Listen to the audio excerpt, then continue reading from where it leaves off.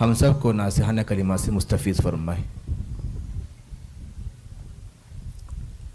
نحمدہ و نصلی علی رسولہ الکریم، اما بعد۔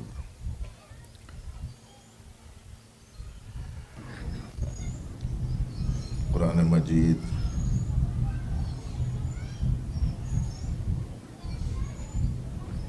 ایک ایسی کتاب ہے جو سب سے زیادہ سیدھی راہ کی رہنمائی کرتی ہے۔ ایک ایسی کتاب ہے جس کے ذریعے سے لوگوں کو رفعت و بلندی نصیب ہوتی ہے۔ ایک ایسی کتاب ہے جو زندگی کے ہر شعبے میں ہمارے لیے رہنمائی فراہم کرتی ہے۔ اس لیے طلبہ عزیز صرف تکمیل حفظ کو اپنی حقیقی منزل نہ سمجھ لیں، اسی لیے دوبارہ الف لام میم سے پھر پڑھاتے ہیں، یہ تاثر دینے کے لیے کہ یہ کتاب ایک مرتبہ پڑھنے کے بعد زندگی بھر پڑھتے رہنا پڑتا ہے۔ واحد کتاب ہے یہ جس کو ایک مرتبہ پڑھنے کے بعد زندگی بھر پڑھتے رہنا پڑتا ہے۔ اس واسطے تمام طلباء پوری زندگی روزانہ کچھ نہ کچھ حصہ تلاوت کرنے کا اہتمام کریں، 1 پارہ 2 پارہ 3 پارہ۔ اور ماں باپ کی ذمہ داری ہے کہ ان کے لیے وہ موقع فراہم کریں۔ بہت سے لوگ ہیں جو اس زمانے میں حفظ اس لیے کر رہے ہیں کہ اس کی وجہ سے ان کا ذہن کھل جائے گا، تو پھر ایسی صورت میں دیگر تعلیم کے حاصل کرنے میں بڑی مدد ملے گی۔ تو فائدہ تو اس کا یقیناً ہے، لیکن ہمارا اللہ پاک کے ساتھ کلام کا حفظ کا جو تعلق ہے وہ تو پروردگار کو راضی کرنے کے لیے ہے۔ اس واسطے سال تمام پڑھیں۔ بچے صرف رمضان میں پڑھتے پھر نہیں پڑھتے، اس بیماری سے اپنے آپ کو بچائیں۔ دوسری گزارش یہ ہے کہ اب تک جیسے کچھ تھے اب بن گئے حافظ، تو تکمیل حفظ قرآن ہوا ہے، تکمیل تلاوت ہو گئی نہیں سمجھنا۔ اب آپ کوئی بھی غلطی کریں گے تو لوگ بولیں گے اب تک تو زید نے، عمر نے، بکر نے، خالد نے یہ غلطی کی تھی، اب بولیں گے حافظ صاحب غلطی کریں، تو یہ بدنامی کا سبب بنے گا۔ اس کی بنا پر عزیز بچوں، آپ کی آئندہ کی جو زندگی ہو وہ زندگی ایک دم بہترین زندگی ہونی چاہیے۔ تیسری جو گزارش ہے وہ یہ ہے کہ ہمارے مدارس میں ان بچوں کو جو ماحول دیا جاتا ہے وہ ماحول ان کے گھروں کو جانے کے بعد میں وہ ماحول ملتا نہیں ہے۔ اس لیے ماں باپ کی ذمہ داری ہے کہ گھر کا ماحول پورا دینی بنانے کی کوشش کریں۔ اور آخری گزارش یہ ہے، چونکہ مجھے بہت جلدی ہے، اس کی بنا پر ایک آخری گزارش ہے، وہ یہ ہے کہ دیکھو یہی قرآن تھا جس نے دنیا کی کایا پلٹ دی تھی۔ اسی کتاب کے پڑھنے والے صحابہ کرام تھے جنہوں نے پورے عالم کی رہنمائی کی۔ یہی کتاب تھی جس کے آنے کے بعد کفر کی تاریکی مٹی، ایمان کی روشنی آئی، شرک کی تاریکی مٹی، توحید کی روشنی آئی، بد اخلاقی کی تاریکی مٹی، اس نے اخلاق کی روشنی آئی، بدسلوکی کی تاریکی مٹی، اس نے سلوک کی روشنی آئی، حقوق کی پامالی کی ظلمت اور تاریکی مٹی، حقوق کی ادائیگی کی روشنی آئی۔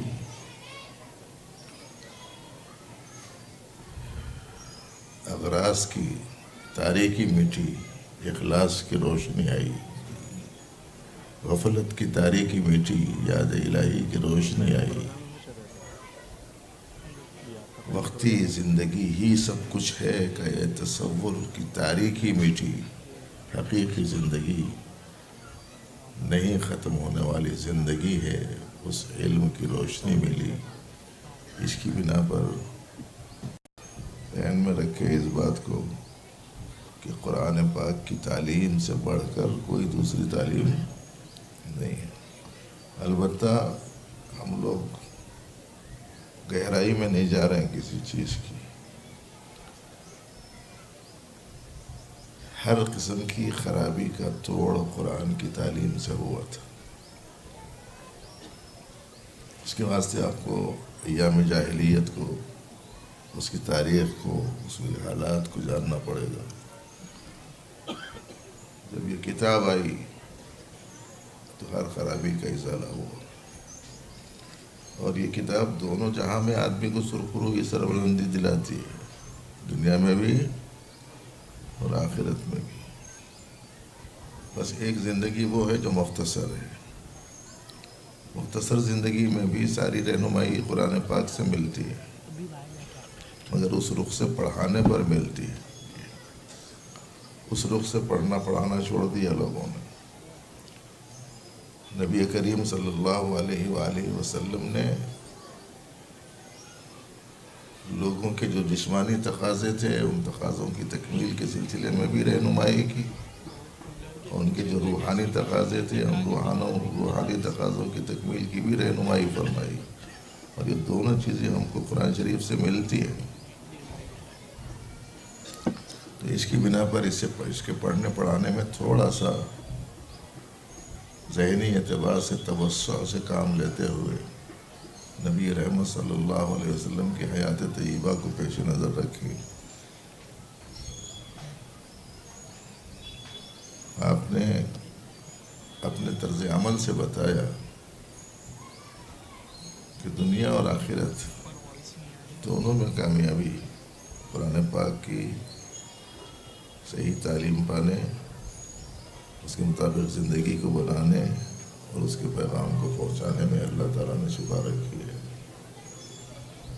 اس کتاب کے ذریعے سے کچھ قوموں کو اللہ تبارک و تعالیٰ رفعت دیتے ہیں اور کچھ کو زوال کا شکار بنا دیتے ہیں۔ چونکہ ہماری زندگی سے حقیقی قرآن نکل گیا، اس کے نتیجے میں آج یہ صورتحال ہے۔ آپ کو معلوم ہونا چاہیے کہ عصری تعلیم کے جتنے بھی شعبے ہیں ان تمام شعبوں کے دروازہ کھولنے والی اگر کوئی تعلیم ہے تو وہ تعلیم اسلام ہی ہے۔ ورنہ جس وقت میں چاند کو پوجا جاتا تھا اس زمانے میں چاند کو پر معبود پر قدم رکھنے کی سوچتا نہیں تھا۔ معبود پر قدم کیسے رکھے گا؟ قرآن نے بتایا نہیں، یہ مخلوق ہے۔ تو پھر آدمی کو جرأت و ہمت ہوئی۔ جتنی شکلیں صورتیں ترقیات کی ہیں آپ دیکھیں ہمارے علماء کرام بالخصوص کہ ہر شعبے چاہے وہ علم الفلکیات ہو یا طبقات الارض سے متعلق علم ہو یا سمندری معلومات ہوں یا علاج و معالجے کا علم ہو یا آپریشن کا عمل ہو، اس سب کے پیچھے بنیادی طور پر سب سے پہلے علماء اسلام ہی کی خدمات آپ کو ملے گی۔ یہ دوسری بات ہے کہ بعد میں دوسرے لوگوں نے اسے اچک لیا اور مسلمانوں کو اس سے اس قدر دور رکھا کہ یہ تاثر قائم دینے میں آسانی ہو جائے کہ یہ کارنامہ ہمارا ہے، مسلمانوں کا نہیں ہے۔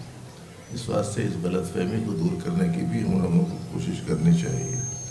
ہمارے مدارس الحمدللہ جتنا کچھ کر رہے ہیں اس مخالف ترین ماحول میں، وہ بھی اللہ کا خاص کرم ہے، اور یہ انہیں کی خصوصیت ہے۔ بس ہوا ہے گو تند و تیز لیکن چراغ اپنا جلا رہا ہے، وہ مرد درویش جس کو حق نے دیے ہیں انداز خوشی۔ یہ ہمارے علماء کرام ہیں، اللہ ان کو جزائے خیر دے۔ یہ مدرسہ کافی قدیم مدرسہ ہے، حضرت مولانا عاقل صاحب رحمۃ اللہ علیہ کی توجہات و برکات سے قائم ہوا، اور اس کے جو بانی تھے وہ بانی سے تو ہماری ہر سال ملاقات ہوتی تھی اس زمانے میں جس زمانے میں ہم چھوٹے تھے۔ یوسف صاحب جن کا نام تھا، ہمارے ابتدائی تعلیم گاہ میں بھی ان کی تشریف آوری ہوتی تھی، बहरहाल उन्होंने एक अजीम काम अंजाम दिया और फिर मौलाना आकिब साहब रहमतुल्लाह अलैह और दारुल की सरपरस्ती से हासिल रही। इस वक्त में मिसबाह साहब चिराग जला रहे हैं जी, और उनके रफ़क़ाए का पूरे इखलास से माशाल्लाह काम में लगे हुए हैं। लेकिन जितना काम हुआ वो कम है, जितना होना है वो बहुत ज़्यादा है, इसको ज़हन में रखें। जैसे अभी डॉक्टर साहब फरमा रहे थे कि भाई 3%, 5% अगर दीन की तालीम की तरफ हम लोग मुतवज्जे हैं तो बाकी 97-98% लोगों से हम अपना मुंह मोड़ कर नहीं रख सकते। लेकिन ऐसा फीसद बोलने से लोगों को समझ में नहीं आ रहा। भाई अगर 1 करोड़ अफराद हैं और उसमें से 3 लाख अफराद अगर दीन की तरफ मुतवज्जे हैं और 97 लाख लोग दीन से महरूम हैं, तो ऐसी सूरत में हम आँख बंद करके कैसे रह सकते हैं। इसीलिए कुछ ऐसी तदबीरें होनी चाहिए कि जिसके नतीजे में उन सब तक रसाई हो जाए। और मौजूदा ज़माने में जितनी चीज़ों की ज़रूरत है, एक मौलवी जब बुलाता है तो मौलवी टाइप ही आता है, लेकिन अगर डॉक्टर बुलाता है तो सारे डॉक्टर आ जाते हैं। एक इमाम बुलाता है तो सिर्फ मस्जिद के मुसल्ली आ जाते हैं, लेकिन अगर इंजीनियर बुलाता है तो सारे इंजीनियर आ जाते हैं। उन लोगों की एक नफ्सियात होती है। इसी वास्ते किसी ज़माने में तबक़ाती जोड़ भी शुरू हुए थे, वो रेलवे वालों का, वो इंजीनियरों का, वो ताजिरों का, वो डॉक्टरों का। वजह उसके पीछे जो मसलियात थी वो यही थी कि एक मुनासबत रहती है आदमी को अपने अपने शोबे से, तो उसके नतीजे में चले जाते हैं। लेकिन हम लोगों को सब कुछ बनना है, कोशिश करनी है इस बात की। अलबत्ता इसका ख्याल जहन में बराबर रखने का है, एक दिन 50,000 बरस का है और हमारी 60 साल की ज़िंदगी 2-4 मिनट की। दोनों ज़िंदगियों के फ़र्क के एतबार से अपनी फ़िक्रें भी उसी एतबार की रखने का एहतमाम हम लोगों को करना चाहिए। अल्लाह ताला इन काविशों को बेहद कबूल फरमाए, बच्चों को, उनके माँ बाप को, असातिज़ा किराम को मुबारक करे। और सरपरस्तों से जो गुजारिश की गई वो जहन में रखें कि अगर आप अपना घर का माहौल दीन का नहीं बनाते तो ये बड़ी परेशानी की, बड़ी तकलीफ़ की बात होगी। ये सारी मेहनतों के ज़ाय हो जाने का डर है, अंदेशा है।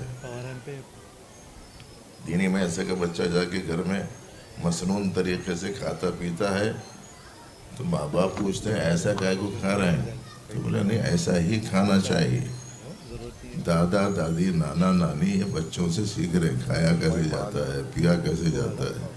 ये माहौल यहाँ दीनी मदारिस में दिया जाता है, तो घर का माहौल कुछ वैसे ही बनाने में आप हज़रात ताउन फरमाएँ इंशाअल्लाह वल अज़ीज़। फिर इसके फ़वाइद क्या हैं खुद अपनी आँखों से आप देखना शुरू करेंगे और फिर उसकी जब असरात व बरक़ात शुरू हो जाएंगे तो इस वक्त में जो खिलाफ़ दीन और खिलाफ़ इस्लाम और खिलाफ़ कुरान और खिलाफ़ दीन हक़ जितनी अफ़कार ज़ाहिर हो रही हैं, सर उठा रही हैं, और जिसकी वजह से लोग इर्तिदाद का शिकार हो रहे हैं, दीन से बेजार हो रहे हैं जी, और इस्लाम की अज़मत उनके दिलों के अंदर निकल जा रही जी, वो सब का ख़ात्मा करने में बड़ी आसानी होगी।